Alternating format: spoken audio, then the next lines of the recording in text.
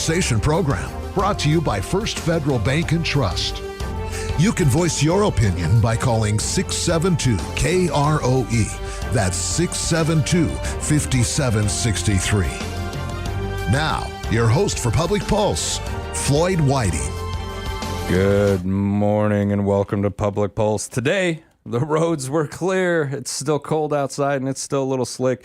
Make sure that you are adhering to the speed reductions out there on that freeway. I don't want to see anybody end up in a ditch.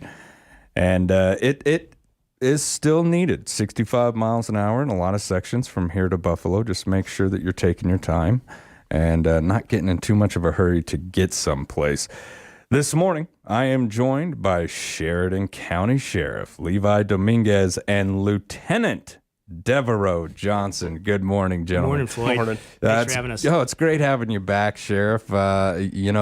It's kind of great to be a host of a show during this transition, seeing how the roles are filled and what was it, a year ago, 2 years ago, you and I were sitting here under sheriff and talking about those responsibilities. And then you've got this new fantastic undersheriff, Lieutenant Devereaux Johnson. I want to congratulate you on your promotion. Appreciate it. Thank you very much. It's great to see great people moving up in the organization and moving on. How's it feel? It feels great. You know, very excited, humbled for the opportunity that Sheridan County residents have given me for this opportunity. And, it's, I wouldn't say surreal, but it's, moving into it. The transition's been pretty seamless, getting the opportunity to work as under sheriff the last 4 years and kind of, being guided with retired Sheriff Alan Thompson, which has been great. And so that transition has been seamless and it's been smooth and couldn't have asked for anything better. But I think what makes it even all the worthwhile is our staff at the sheriff's office. Yeah. I mean, we've got a great staff. I said this when I was, in Lieutenant Johnson's position, being newly promoted, that when you have a great staff, it makes things a whole heck of a lot easier moving into that and transitioning into that new role, whatever that role is. And my new role as sheriff of Sheridan County, our staff at the sheriff's office has made that very easy and worthwhile. And we've got a great staff there, and it's been great. Yeah, LT, how about your responsibility moving up? You've taken on a lot of different duties now. What are those duties that you accept as lieutenant and undersheriff? I think the biggest change that I've seen thus far has been, moving from a patrol sergeant, as I've been on this show a few times, just moving from that position into being the lieutenant and undersheriff. It's I'm going to quote Levi a little bit from probably something he said in the past, but it's kind of a two-hat type of position. Moving from supervising a team on the patrol division to supervising the patrol division has been a jump for sure, but also filling in and assisting Levi everywhere that I can and trying to learn some of these duties. It's been definitely a change, but an awesome one. Nothing but great things thus far. And I would also copy Levi again and what he's saying about just having the great staff that we do. It makes the job easy, because there's not or the transition easy just because we can rely on the staff that we have. And I think that the staff all appreciates the transition and how it's taken place, which has been phenomenal. Yeah. So, and I think everyone who's ever worn a uniform before and received a promotion may have got, a job where they show up and they've got a bunch of fires to put out right out of the gate. And that's got to be really nice to have a staff. There's no fires. So you can focus on learning the new position. Right. You can focus on kind of developing a new process for yourself, up at this time. We all have schedules that we like to stick to. And learning a new job can be difficult as is, but to have to put a fire out at the same time, man, what a hassle. But Right. and in the military, we give a lot of people guff if you go from sergeant up to lieutenant. yeah. But this is much different than the military. Yeah, I mean, the transition is it's like a natural progression. Right. Is there like an officer's school for law enforcement? Like in the military, we would have to either attend OCS or go to another school that would move us up into that brass kind of category. Right. Is that the same with law enforcement, or is this that natural of a progression where there's not? Well, I think it truly starts within the agency to develop those leaders, to develop your staff to be ready to take on those leadership roles. So, in the sense that if I'm not around tomorrow, there's somebody who can fill my void, right? Or somebody's going to be able to fill Lieutenant Johnson's void. So it starts at the agency level.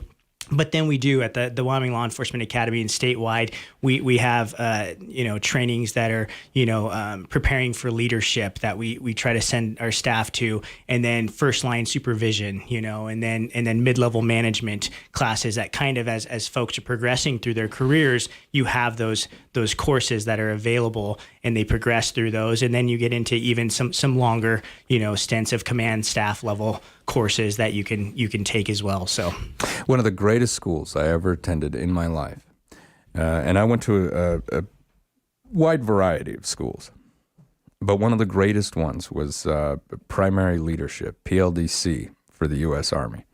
That is probably the greatest leadership school that's out there. Mm-hmm. And that's just, kind of going from specialist, which is E4, up to sergeant. You're accepting a lot of responsibility, and basically the framework for leadership is put down right there. And I think it is also so important, as you were saying, Sheriff, to develop that now. Yep. It's your leaders who are going to see the potential within you. Right. And if you work hard enough for that position, you'll get it. And so, LT, as you move forward, are we going to see less and less of you on the road, or are you still out there?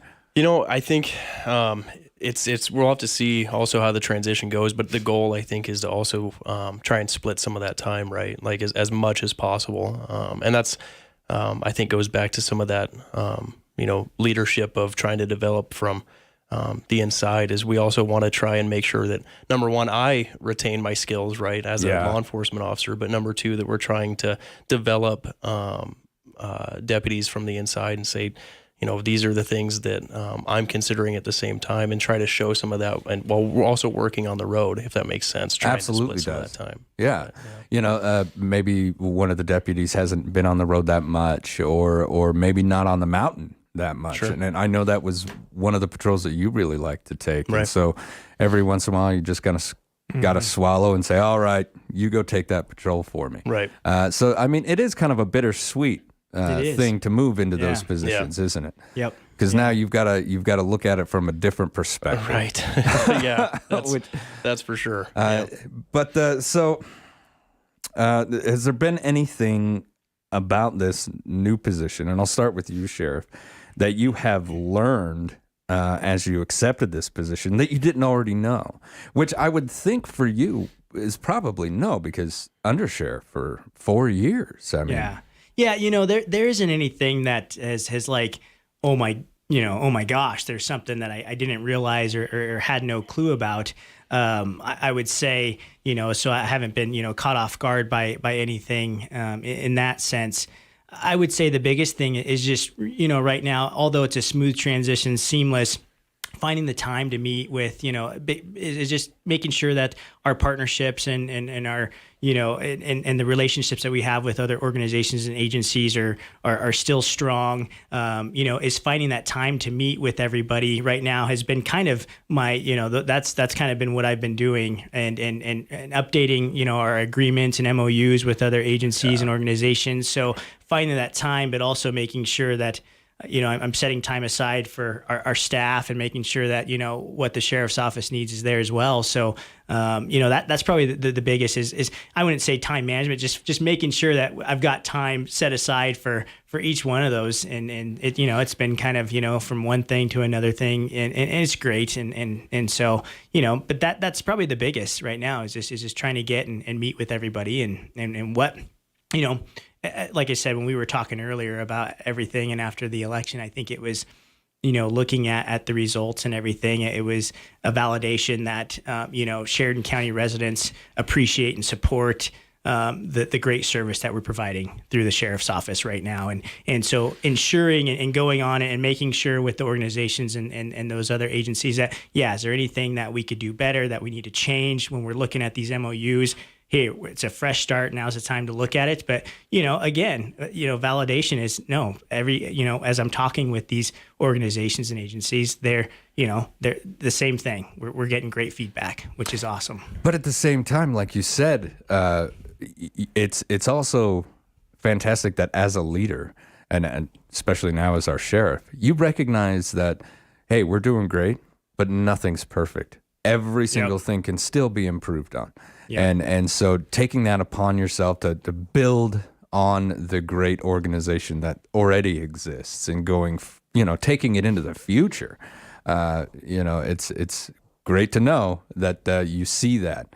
And par for the course is never good enough. No, we can always improve. We can always do better. Yep. What about you, LT? Is there anything like that you feel going forward? You know, having you know, been a patrol sergeant for Levi and obviously former Sheriff Thompson for the past couple of years, before that a patrol corporal, you know, the leadership and chain of command at the sheriff's office has done an awesome job of it not being a shock to me of moving into Levi's position, if that makes sense. Yes. Like having observed, but also being willing to observe and see what Levi's been doing over the past few years, you know, and again, what the things Alan Thompson was doing. But I also had the benefit of, you know, we have Sergeant Mike Mullican, you know, down at the sheriff's office. We have our two corporals. You know, the leadership at the sheriff's office, I can't speak highly enough. So there's been nothing that has shocked me. Like Levi said, you know, there's been, oh my gosh, I wasn't prepared for this. Nothing like that.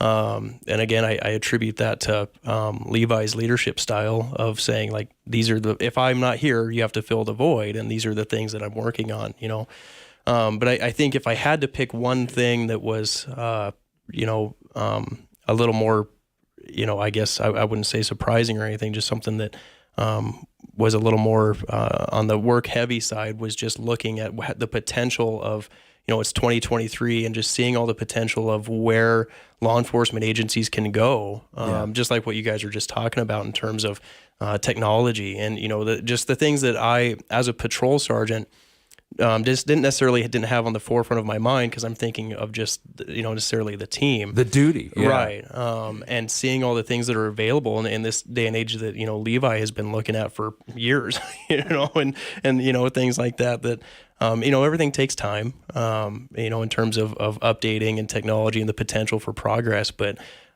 it was really cool to step into this role and see, wow, you know, there's so much that we could do, you know, over, you know, the next however long, you know, next couple of decades or so, or however long.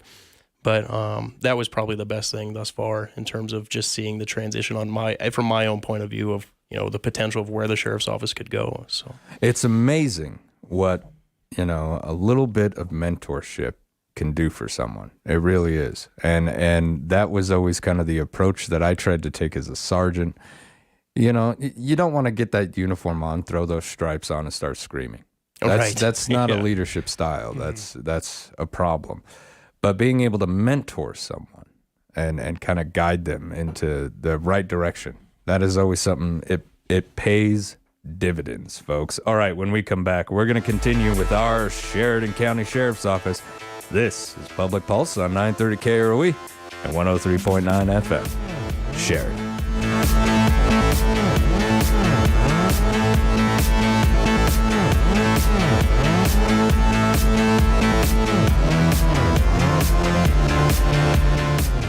First Federal Bank and Trust would like to recognize this week's winner of $1,000 and a $1,000 marketing match donation from Sheridan Media as part of their community commitment.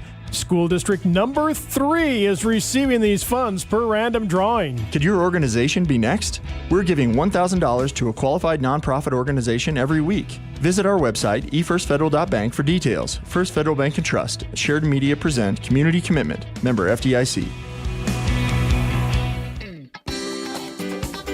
Moss Holders wants to help increase your comfort in 2023. So right now, every mattress is on sale.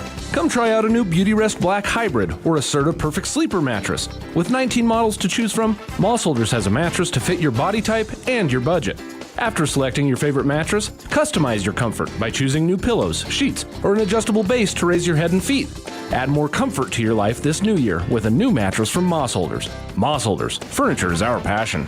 You deserve to hear better and live well. Hi, this is Elizabeth. And JT Kraft from EBIA Hearing and Sound. With recent developments in over-the-counter hearing aids, we want to make sure you are cared for and have the information you deserve. FDA-approved OTCs are designed for adults with mild to moderate hearing loss. But how do you know if you fall into this range? We understand and can accommodate your desire to purchase a simple solution, but want you to know how important provider care is for your outcome. Where will you go if something fails? Can you adjust your devices if your hearing loss changes? We have amplified hearing protection and basic OTC devices starting at $399. But we also fit prescriptive hearing aids tailored to your loss, which may ultimately serve you best, and that is our goal. Funding and financing options are available. Visit us at 1273 Coffeen Avenue, online at ebiahearing.com, check our ad in the Country Bounty, or call 674-8920.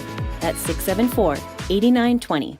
Oh, did you inherit a home that you don't want? Maybe it's run down or in a part of town that you don't like. And dealing with getting it cleaned up and listed is one more thing that you don't need on the plate. Wire Renovation is here to help. No matter the condition or the location, Wire Renovation will take a look and make you a cash offer with minimal bank involvement. WireRenovation.com, bringing the properties back to life. At Prime Rate Motors, they recently had a customer that was adopting a child and needed a family car that would accommodate their existing family and the new toddler. Well, they were able to locate a minivan with low miles and prime rate condition, plus it was in the color the family wanted. They got a good trade-in, and the van joined their family the same week as their new daughter. At Prime Rate Motors and Super Trailer Store, they like to think they are the solution to your car, truck, and trailer needs. Prime Rate Motors and Super Trailer Store, 2305 Coffeen Avenue in Sheridan. Hi, everybody. Trevor Jackson back with you as we get ready for more high school basketball action on Friday night. And we've got it for you live. The Sheridan Bronx and Lady Bronx continue league play as Natrona County comes to town on Friday night. It's the Phillies and the Mustangs, the Bronx and Lady Bronx, 5:30 and 7 o'clock tip-off. You can hear it live on KWYO 1410 AM, 106.9 FM, and our special live video web stream at SheridanMedia.com.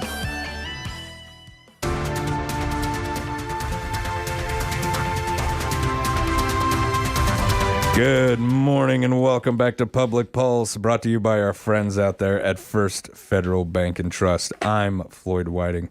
My guests this morning are Sheridan County Sheriff Levi Dominguez and Lieutenant Devereaux Johnson. Now, Sheriff, speaking of creating room and promotions and people moving on up, we've got some spots if anybody wants to get into this. To get their foot in the door, we got some places open at the detention center. Yeah, that's right. We got a handful of openings within the detention center as detention deputies, and so it's a great place to start. I always say, it's one of the more controlled environments you can have in law enforcement, right? But it's an opportunity. We have lots of our patrol deputies who had worked in detentions prior to going to the road, and it was just It enables you to work on the skills of speaking with individuals, talking with folks in that controlled environment, and knowing, this is something that I want to do as a career. And we have, a great staff in the detention center. Some have made a career working in the detention center, and some, their ultimate career goal is to work in patrol, whether, of course, we want it to be with our agency, but as time you develop, and I think our goal within the sheriff's office is to develop those individuals who want to continue in the career, or they want to stay within the detention center, and hopefully that give them every resource that we have available so they can be successful in that. And sometimes that means they move on with another agency and go to the road because maybe we just don't have an opening in the road at the time, but we've developed them and we've made them, somebody desired that, that will get hired in another agency. And so that's always positive. We've seen that right now with a few of our staff that have left. They've gone and worked with some other agencies going to the road or doing things. And so that's when we're doing that, we're doing a good job. Yeah, when I mean, I hate to use the word farming, Yeah. but when you go to that, you're like, I know where we can find good people. Yep. And if someone's looking for an opportunity, maybe start there. But it's also a great way to open, like we were talking about before, open that door for someone new, because that is a good spot. Yep. To begin your new career.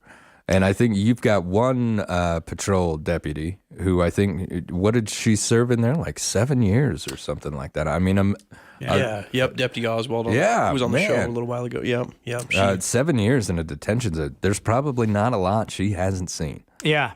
And I mean, it just benefits, when somebody like that, and then they move to the road, and they have all that experience within there. So it's great. But yeah, there's always that opportunity. We've seen it from our control staff, our civilian staff who are working the control towers within the jail, and they're like, opens their eyes and like, this is something maybe I want to do. I mean, one of our sergeants in the jail, in the detention center, started as a civilian control officer, and moved on to being a detention deputy, and then worked his way through and now is a sergeant within the detention center. So it's great to see those opportunities. You get exposed to it, and this is something I want to, this is a career that I want to pursue and an opportunity.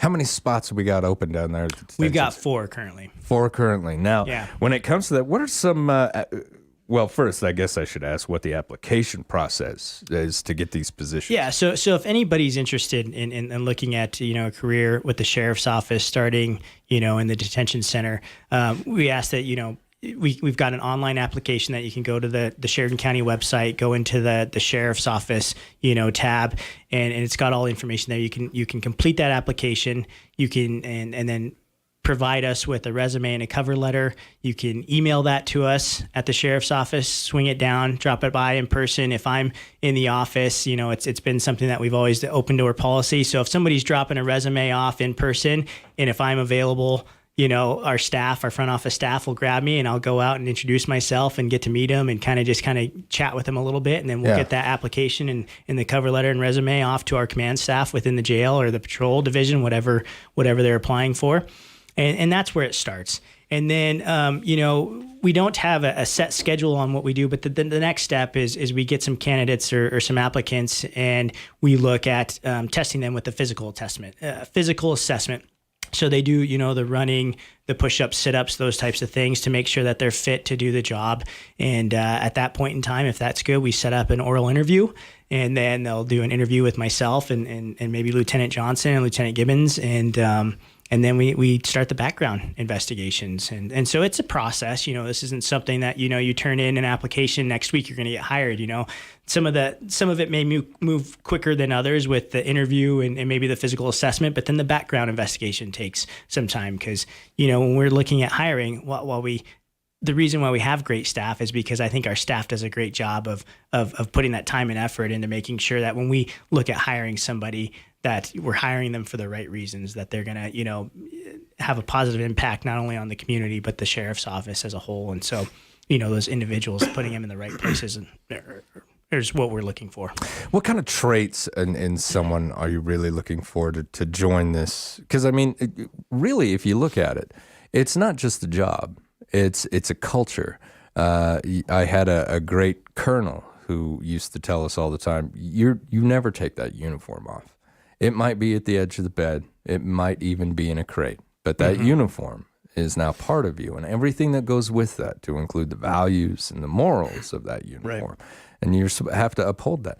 So what kind of traits are you looking for in somebody to join this culture, this job? I think number one is they have to want to and have a desire to help people and to serve the community, right? I mean, that's something we all say, and it may sound cliche, but that's that's why we're doing what we're doing, because we want to serve we want to serve the community, whether that's helping somebody or doing things. So to have that desire to serve the community, that's what we're looking for, and beyond that, somebody who's willing to, you gotta like people. Yeah, you got to be willing to chat with people and communicate with people. I say communication. We talk about training, communicating, and being purposeful and intentional on how you communicate with each other and other individuals. It's very important. So we're looking at those traits. Even from that minute that I go out and introduce myself and they're dropping off the application, I'm looking for some of those traits. How are they communicating with me? Yeah, that can tell a huge story in itself of.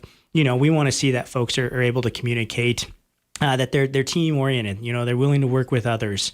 Because you're working with a team. You're not working by yourself. This ain't Cobra. Yeah. But you're willing. And individuals that understand that team concept, but also know that hey, there's going to be problems. There's going to be are you okay with dealing with any issues that come at hand that you got to be willing to handle those. If domestic issues always seem to be domestic really issues, tough, or and of just people that don't maybe treat you as well, but to have a level head. But yeah, because I can only imagine. I mean, it's here in Sheridan County. And Sheridan, we are really lucky. Every time I talk to the law enforcement officers and deputies and sheriffs there, it's always the same thing. We live in a great community. We get a lot of support. It's not always that way, though. And I think a lot of people understand that. Some people feel that uniform is the exact opposite of what others feel. And you're going to end up dealing with those people. Yeah, right. And those people are going to try to find that button to push, to make you blow your top, because then they can sit back and say, that told you, there it is. Floyd, that brings up a great point of, I say all these things that we're looking for. If somebody has a weakness in one of those things, that doesn't automatically rule them out, right? We know that we can develop them into that. But what you want to have that good, solid team that everybody has. You have individuals on a team that maybe are able to deal with confrontation a little bit better and talking with somebody and maybe getting them to comply just by their communication skills. Maybe you have somebody who's better at doing something else that's and so putting all that together makes a great team, right? Yeah. And so I used to tell folks when I would train deputies, and I was a field training officer, that the way I do it isn't always, it's a way, right? And I'm gonna train you. I'm gonna give you what I know and what I've done and what's worked for me. But then Lieutenant Johnson, he's gonna have some ideas, and Sergeant Mike Mulliken and those things. But what I think will make you your own, unique deputy, whether it's a detention deputy or a patrol deputy, is that you pull from what you like from everybody within the agency, and you take what you like, what you don't like, and you kind of mix it around, and then that becomes you. That becomes you as a law enforcement officer. And so you have all of that, knowledge and experience and different traits, and then it just makes a great team. Absolutely, and having great leaders that you can pull those traits from. Like you were saying, maybe one sergeant speaks better than another one, but that other one is a fantastic shot. So when we go to the range, I need to be near that individual to learn how the heck they do that so well. Yeah. It's just one of those situations where not all bricks are the same, but they make one big wall. And that wall helps to protect us. Now, we also, real quick, Sheriff, what's the deadline for submission of that application? Until they're filled, so we don't have a deadline of, we what we do is we get some applicants and they come in and we get, 2 or 3 of them. We might set up a testing for the physical assessment, might set up, interviews. And so through that process, you have the background investigation, you have, if we get to the point of now we're going to do a psychological evaluation and those types of things, there may be individuals that may not proceed through that process. So we always are, looking for that. So it's open until those positions are filled. Yeah, I think a lot of recruiters used to tell me it's something called the funnel effect. the top of the funnel, you get a lot of individuals that spin around through the process, but you're only going to get one or two that go all the way through the eye. Yep. And so make sure that you've got individuals up at the top still spinning around in that process so you can get them through. Yep. Now, we've got an event coming up. How will the Sheriff's Office be involved in the Sheridan Winter Rodeo? Yeah. So, anytime I come on here, Floyd, I want to make sure that we're keeping an eye on upcoming events and things that might be coming in effect in the county and the city. So I just want to make sure that I mention this, that, for now, I just want to make sure that people are aware that, I think it's been 2 years, if I'm not mistaken, since the Wild Winter Rodeo, at least that's what I believe I read on the website, has actually been in full force, just due to some light snow and stuff from what I understand. So this year, again, my understanding is it's back for full force, and their first event's going to be February 4th, and it's actually going to be up at Sibley Lake. So more than anything, I wanted to make sure that folks are aware that events are going to range across from Sheridan County. They're mostly, I think, for the most part in the city of Sheridan, but again, me, I like to make sure folks are aware of increase in traffic. We're watching these roads. Today's a perfect example of, driving through intersections and it's a little slick out, right? Like we're watching these crosswalks and being aware of the pedestrians and the very likely increase that we'll have of vehicle traffic, and not only in the city, but in the county as well, especially looking up Sibley Lake. There's going to be folks that want to go up and watch. And you might catch me up there. Yeah. It's interesting stuff. So, but I was looking at the Wild Winter Rodeo website, and, in 2019, they had over 6,000 spectators and fans and athletes, which is amazing. Right? Yeah. That's absolutely fantastic. But, from a law enforcement perspective, it's always important to me to come on and make sure, hey, this is a great event. Let's enjoy it, but let's watch for this increase and make sure that we're watching for people downtown. Everybody loves to come and enjoy city of Sheridan downtown area, the mountains. I won't get too deep into the weeds on that, but we're still in the mountains, right? We're not wandering off from Sibley Lake or something if you don't know where you're going. That's a great point. We were talking about that last time, some of that mountain preparedness. Yeah, stay on the trails. Yeah, right. Yeah, right. But that's my main point on that. So, and Sheriff, please. No, I was just going to say, for the scheduling part, it sounds like it's going to be a new venue up at the Sheridan County Fairgrounds, right, instead of downtown on Broadway, and so I think it's I think it's a great place to have it as well. You're going to get a lot of folks that can get a good view of what's going on, and I think it sounds like it's going to be safer for the athletes and the horses as well, and so and like you said, up to 6,000 people partaking in some of these events. That's a large crowd. That's a lot of folks walking around, and in this slick environment, like you said, LT, you got to be a little more cognizant of the situation. Keep your head on a swivel. Make sure that you're pumping the brakes when you come to a stop. Yep. We don't want anyone to become injured, and we want everyone to have a fantastic time. Last night I had to explain to my beautiful wife, who of course did not grow up here. She grew up in Minnesota, very close to a city, what skijoring was. and she looked at me and she was like, "Oh, all right. So I think this year she might have to go actually see what skijoring is, know. All right, on that, we're going to take a quick commercial break. When we come back, we're going to continue with our Sheridan County Sheriff's Office. This is Public Pulse on 930 KROE and 103.9 FM. Sheridan.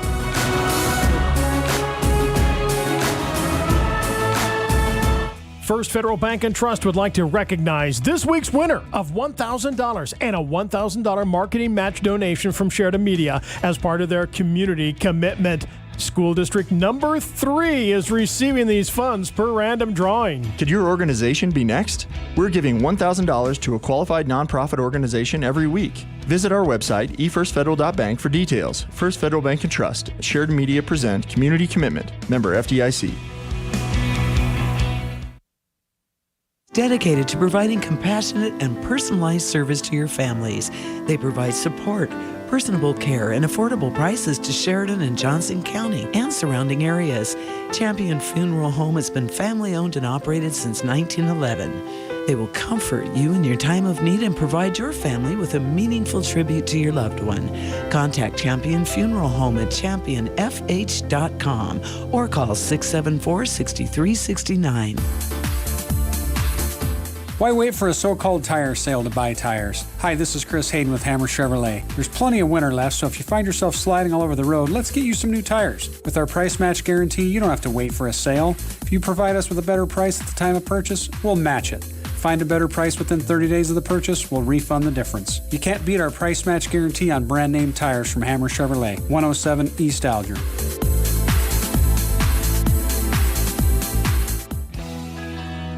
Hey there, listeners. I'm every over-enthusiastic radio announcer ever. And if you think that's enthusiastic, then you need to check out Best Real Estate because we are enthusiastic about selling properties. So if you or someone you know is looking to buy or sell, we are your go-to real estate team. Call us at 675-BEST or visit our website at bestwy.net for all of your real estate needs. Brokered by EXP. Wyoming Corporate Office is the trusted business choice behind thousands of businesses. Whether it's business formation, payroll, corporate paperwork, mail scanning service, or small business phone service, Wyoming Corporate Office powers over 100,000 businesses worldwide and locally. This makes Wyoming Corporate Office the state's largest business-to-business service provider, located right here in Sheridan, Wyoming. If you're drowning in corporate paperwork looking for someone with an unmatched experience that cares and wants to be your partner in making your business successful, trust that Wyoming Corporate Office can help you focus on what makes your business tick. Learn more today by visiting wyomingcorporateoffice.com. Face it, you don't want to do your own plumbing and heating work or repair. You need a professional, and that is exactly what you will get if you work with Rapp Plumbing and Heating. Being fully licensed, bonded, and insured, you can rest assured that they will take care of your repairs and maintenance in the very best way possible. Call Rapp Plumbing and Heating at 429-1196 and rest easy knowing it'll be done right. This is Dan Rapp with Rapp Plumbing and Heating. And as we like to say, if you find a leak, let me take a peek. Good morning and welcome back to Public Pulse, brought to you by our friends out there at First Federal Bank and Trust. My guests this morning are the Sheridan County Sheriff, Levi Dominguez, and Lieutenant Devereaux Johnson. Now, LT, you and I talk about this every month. There seems to be a new scam. Yeah. We have another scam that's making the rounds, and this time it sounds like they've changed victims. Yeah. And, you know, we did have a few reports of this over the past few months, and it's, you know, it is unfortunate that every time I see it, we have a new one to talk about. Something new, you know, it's just, it's definitely not a great thing. But, you know, in this circumstance, essentially what we were seeing is that the scammers are using online dating apps, you know, and I don't know. I'm a married man. I'm not 100% sure, you know, as the millennial I am, you'd think I'd know more of what the some of these other apps are. But the ones that we were seeing essentially are, you know, things like Snapchat, Tinder, things like that. And the basis of it is this individual will pose as a male, female, you know, whoever, and try to establish some kind of relationship with the person they're trying to contact and say, you know, essentially catfish, if anybody's familiar with that term, and say that I'm this person from this area, I'm interested in you, and they'll try to build this trustworthy connection. And it could be months. It could be months over, you know, however long. They're in it for the long game. Yeah, very much so. And then it turns into an exchange of personal information, which then unfortunately turns into generally a loss of funds. And, you know, they're sharing bank account information, whatever it is, just in terms of saying this is what happened. You know, and you know, like I say, the goal is to exploit for money after getting the personal information. And this one's unique in that, you know, a lot of the time when we're on here talking, it seems like the focus tries to be some of the elderly population of saying, hey, your computer's broken and I need to remote in, you know, some of the things we've talked about, some of the gift card stuff we discussed last time as well. But in this case, it's unique that it's more of the, you know, 20s, 30s around my age group, you know, some of the millennial age group, you know, that's being affected. And, you know, it's something that parents should be aware of as well, that, you know, a lot of these social media apps are potentially, you know, if we're allowing, your teenagers and stuff to use these, just be aware that these people out there exist and they're trying to everything they can to get money and whatever it takes. So. Yeah, sorry. Including blackmail. Yeah. Right? And Floyd, I want to just bring up, and we're seeing this occur with 20 and 30-year-olds, but we're also seeing this occurring with high school aged, kids as well. Minors. And so I think this is, a great time to talk about this a little bit. I think Uprising they're hosting some great events this month. I think we've got, I think towards the end of the month, they're doing some stuff. I don't know the quite dates. Time. I think it's on the 31st, but they're doing some stuff to kind of help give some information to parents. And I think on the 2nd of February, they're doing like sexploitation type of, they're going to show a movie, I think, downtown, and then have some, some talks about that. But we have seen some reports of this, even, not the 20s and 30s, but some high school aged, kids that are going through this and wanted to talk about with parents, but, it's the same thing. Maybe it's, maybe the suspect or the offender, they're on Snapchat or one of these and they kind of mimic, get friends that look like they're friends with friends. And so they accept them as, a friend, so they'll put a friend source. Yeah. Really. They'll put a friend request out and they'll look and be like, oh, well, this person's friends with this and I'm in friends. And so, they do that. And then, they gain that trust, or they, do things. The next thing, personal information, maybe photos, maybe inappropriate photos, or, and then that's when the blackmail, well, I'm going to send this stuff out, or I'm going to do this unless you give me money. Right. And those types of things. I think the most important thing that parents can speak to their children about is that, hey, if something like this were to happen, of course, talk about it, that this does happen, right? And then if this does happen, you come to me right away. Or a trusted adult, and then that way it can be handled. And I think, you're seeing more and more of that, where the kids are like, maybe something happened and they're comfortable going to speak with their parents about, hey, this happened. And then we're able to, either stop it or stop communication, sooner than later. And then that way it doesn't go on and go on and go on and get it reported. And I think that's having relationships, with the parents, having a relationship with their children to be able to talk about that and say, come to me, you're not going to, be in trouble. We just need to make sure that, you're looking at that. And, I had I have a daughter, and she's in college now, but, going through her high school years, she always had a phone. And it's a tough conversation to have, sit her down, look, these are the bitter realities of the world. But we even have a conversation where I'm just straight with her, look, kid, you're female. Your life is going to be different than mine. You're going to have to look out for things that I don't have to look out for. And being that truthful with your child opens up their eyes. If my dad's telling me that I need to look out, then it's time to look out. It's it's unfortunate that I can't imagine growing up in the world that we're going into. I think about my two boys. Agreed. They're going to be faced with challenges and things with electronics that I never had that, was faced with, because we didn't have all of those, the social media platforms. I didn't have a cell phone. The bullying stopped at school. It's a different time that we're living in now. And you're seeing that even at a younger age, we're seeing this occurring. And so, having to, you may have to be speaking with your 4th and 5th graders about some of this stuff, because they're on their tablets and speaking to them at a young age, and that this could happen, but come talk to us. And then, just having that open, communication and that relationship with your kids is very important. Right? If someone is out there right now